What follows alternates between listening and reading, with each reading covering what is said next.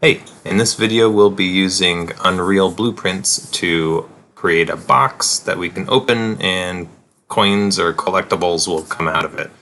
So the gist here is that we want to create some object that we can create a lot of, so it's going to be a blueprint, and we want to interact with it. We want to maybe like get near it and press some button like the E key. I think I'll use that. And as long as you're close enough and you press the E key, the box will get destroyed, and in its place will be created coins, and then we'll be able to interact with those coins as normal.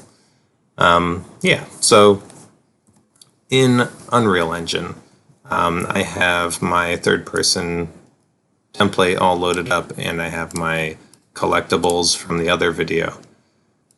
I want to do most of my scripting on the third-person character, but I do need that box to interact with, so I will create my blueprint class, an actor that's going to be, let's call it like chest, something like that.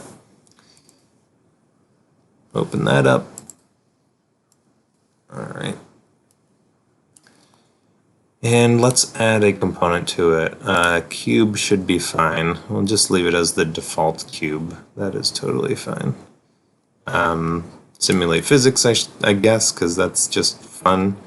And we should be all right. Save that. And I might want to... Yeah, I might want to tag this thing so that I can detect it later. So let's say... click on chest self and go to the actor, expand that, and throw a tag on there. Let's call this a chest, not chest none, just chest. There we go. All right, so now for my third person character, select that guy, and we will edit his blueprint. So normally, so like with this character, he already has input enabled, so when you press buttons, you can move him around and stuff. But if you were using some sort of actor that didn't have input enabled, like I could put input on the chest if I wanted to, you can do that by using the enable input node. So I'm going to just demonstrate that. I need an event to respond to, so let's go look at our events. There is the begin play event. Usually comes in these graphs by default. So when you begin play, let's enable input, and you can choose which player controller. Get player controller. So this is going to be player 0. That's the first player, and it will enable input. Great. So once you do that, again, this isn't strictly necessary for this third-person character, but once you do that, then you can have other events like key events. You see all these keys. Keyboard events. I'm going to choose E. All right. And now when I press E, I kind of want the player to look around, kind of reach out and consider all of the objects around it and see if any of them are chests. So let's press the key. When it's pressed, we will do a, let's see, sphere overlap actors. So sphere overlap actors will kind of throw out a sphere around this position. So I should tell it the right position. Get location. This is get actor location. So we'll get the character's location. That's where the sphere should be centered. The sphere should be pretty big. Let's see, in Unreal units, let's do like 3 meters, something like that. And yeah, we could use object types, actor class filter. Oh, that could be useful. Yeah, let's do that since we have it. Chest is what we called it. And so it should only catch chests. And then our output is we're going to have an array, just like a collection of these actors. It could be many of them.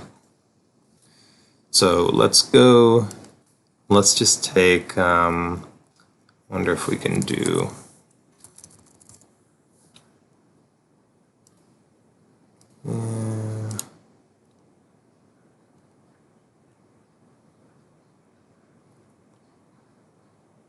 yeah, I would have to check to see if it had anything in it. I'll just do it for all of them. So let's do, off of either of these, we should be able to do a for each loop.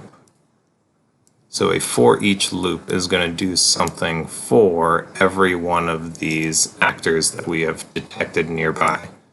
So now we can say what we do to them, and this is the actual object that we're doing it to. So what I'd like to do is like call a function on it,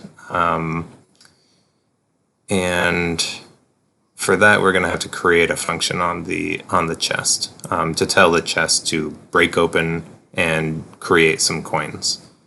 Let's see what this error. Array input must have something. These object types. Is that the one? So this wants us to say what types of objects are we trying to detect here.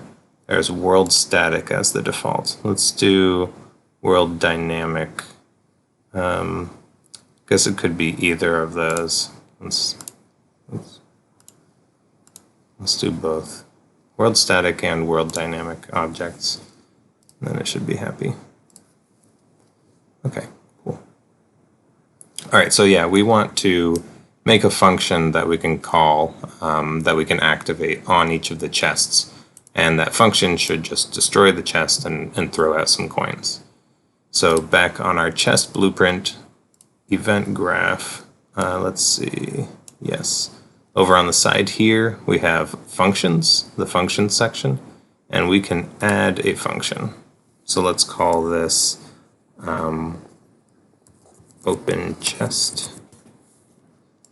And when we open the chest, this is what's going to happen. We will destroy actor, the chest, and we will also spawn, let's see, we want to spawn actors from class. Okay. Spawn actor. So we need to select which class of actor we're going to be spawning. So this was my collectible. We need to say where these collectibles are going to be spawned. So right now this is just spawning one single collectible. So I'll probably want to do this more than once. But let's say that let's make a transform to tell it what the position, rotation, and scale are going to be for this actor. We'll just leave the scale and rotation the way they are. And the location we're going to say is get location, get actor location. So wherever the chest was, that's where we're going to spawn this thing. Everything else default should be fine. Yep. All right, so let's try that out. Compile it, save it, and now we've got this function over here. So it does default to public if you look over on the side here, so we should be able to access it from the other script. Let's go back to third-person character, and then for each of those chests, right? They should be, they say they're just an actor. So to make sure that they're a chest, we might have to cast to chest. So cast to chest just converts it to a chest reference. so that we know that we're working with a chest. All right.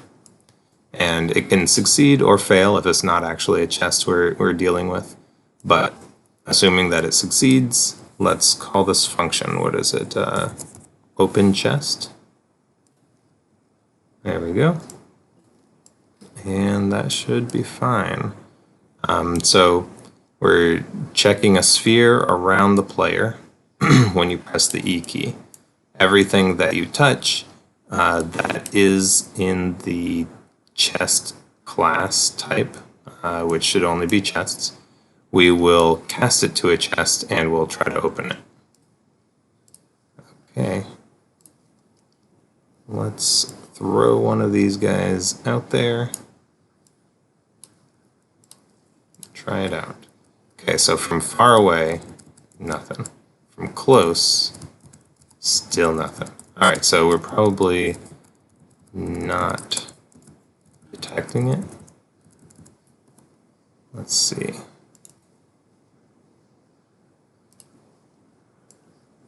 We can try to find out. So if we just move this on down and see how far it gets while we're playing.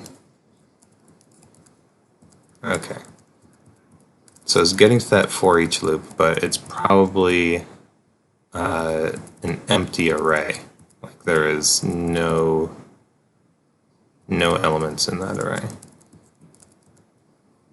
So what is it that's not set right? Just to see, let's try a larger radius. Actor class filter seems right. And we don't have any actors to ignore. Physics body. Are these physics bodies? Let's try adding those in there too. Physics body. So one of those changes might do it. Yep, there we go. All right. So it's probably that it was a physics body because I enabled physics on it. All right, whatever. It seems to work. So now, far away, let's fix our range again.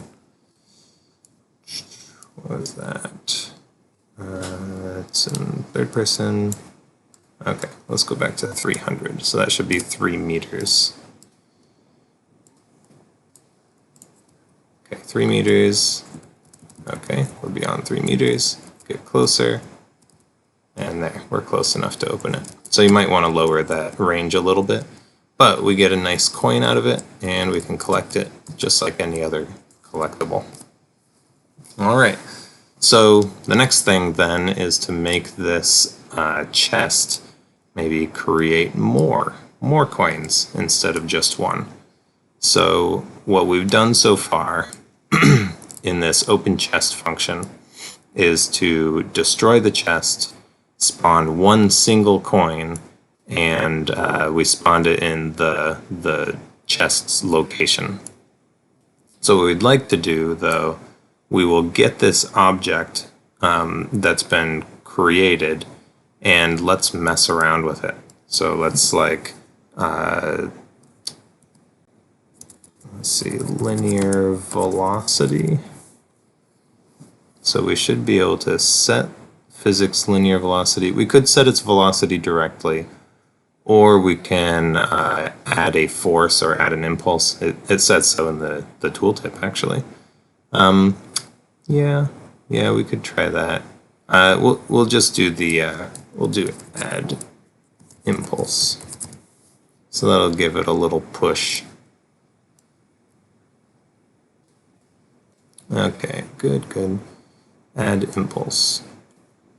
We'll add an impulse to this thing, and I don't think it matters that much. We want it to be upward a bit, and then X and Y, those don't matter all that much. We want them to be kind of maybe random. So let's see if we can do that. We can drag this off and make a vector, so that'll let us split up those components. Z is the vertical one. So for an impulse, let's make this a velocity change. So this will pretty much just set the velocity, ignoring the mass. So if we set the z to velocity, let's see, let's say maybe like 5 meters per second is fast enough, maybe 10, but let's try 5 for now. And then the x and the y, let's see if we can get a random value, a random float in a range. So for x, let's go less than this, maybe like between 50 and 200. But this could be either direction. Let's go from negative 200 to positive 200. And we'll do the same for the y coordinate. Random float in range from negative 200 to positive 200. All right. So it's still going to make one coin, but it's going to throw it in some random direction and upward, hopefully. So let's see if it does that correctly. All right, get close enough. Nice. That actually was a pretty good speed. Yeah, that's nice. All right, hopefully that's not sending it the same place every single time. Okay, good. Cool. All right, now let's make a lot of them. So in here, we kind of want to, after we say we're going to destroy this chest, we want to do this section a whole bunch of times. So let's give us some room. And we want to add a loop. So let's say loop, a for loop. So a for loop is going to let us do this thing a certain number of times. We're given a first index and a last index. This is what we control. So if we go from, say, 0 to 4, we should be getting 5 different indices, 0, 1, 2, 3, and 4. They're pretty much like identifiers for these different objects we're going to be doing. And so that'll mean we'll go through the loop 5 times. So that should be fine. If I wanted specific objects, these specific objects to be in specific places, I could use the index that it's giving me to refer to each object, but I'm okay if they're all just randomly placed. Let's try it. Nice.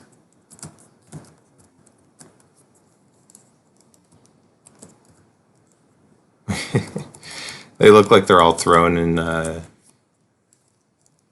one direction. And that's probably because they're all starting overlapped, and it's they're all just pushing each other out of the way. So let's see if we can do the spawning collision handling override. So when we do spawn one of these things, it's on default right now, but let's try to adjust location but always spawn. Hopefully that one is different. So it'll try to make them not spawn on top of each other. That looked kind of the same. Yeah, so still kind of the same. I could try giving them like a little bit of a different position to start off with. So like in this spawn transform, I can make this location a little different. Let's try that just for a bit. Add.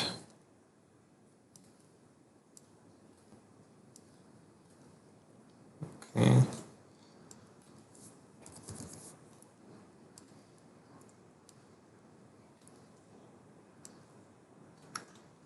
Do they have... They might have just a random vector. Random unit vector.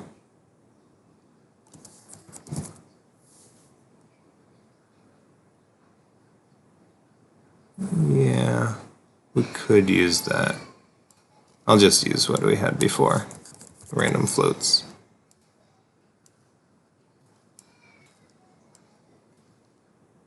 Okay, so let's do a difference of like a meter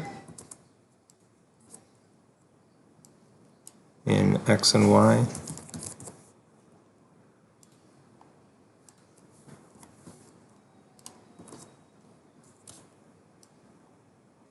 There we go, and we'll leave the Z.